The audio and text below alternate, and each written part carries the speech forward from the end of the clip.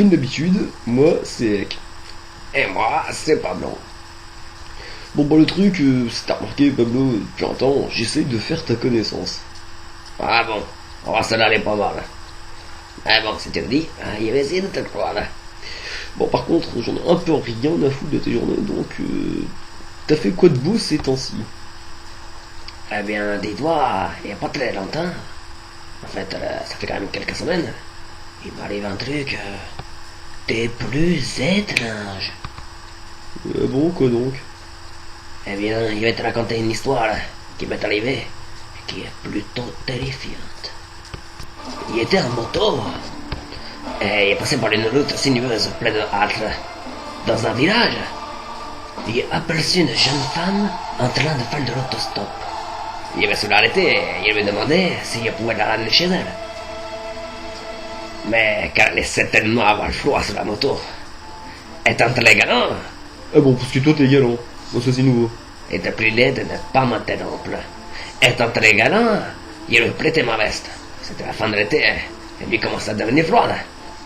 Elle a dit oui. Alors, comment dire, je lui ai donné ma veste et mon casque, puis je suis parti avec la jeune femme, derrière moi bien accrochée. Ah ouais, ensuite? Ah, la femme habitait au début de Âtre, près d'une route. J'ai roulé environ à peu près 10 minutes. Une fois arrivé chez elle, une petite maison au bord de la route, elle me rendit le casque et me le remercia.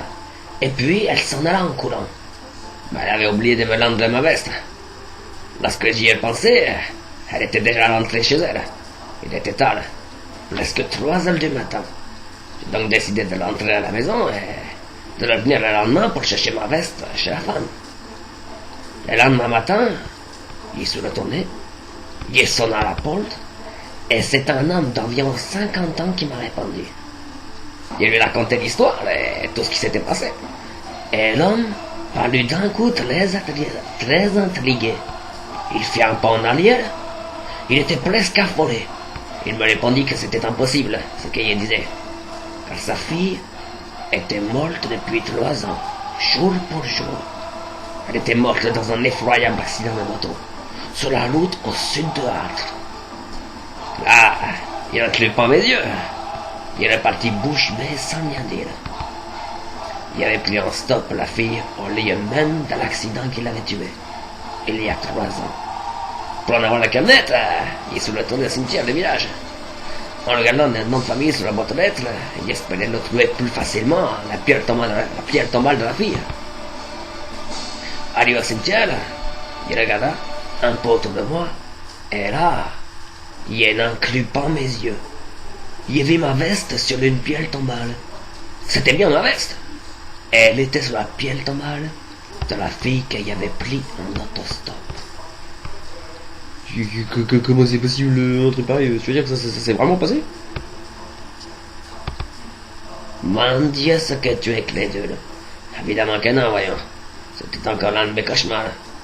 Bordel, mais tu te fous de ma gueule, c'est hallucinant, tu peux pas rester sérieux au moins pendant un épisode? Moi, sérieux? Et tu dis vouloir faire ma connaissance? Il est ton mêle!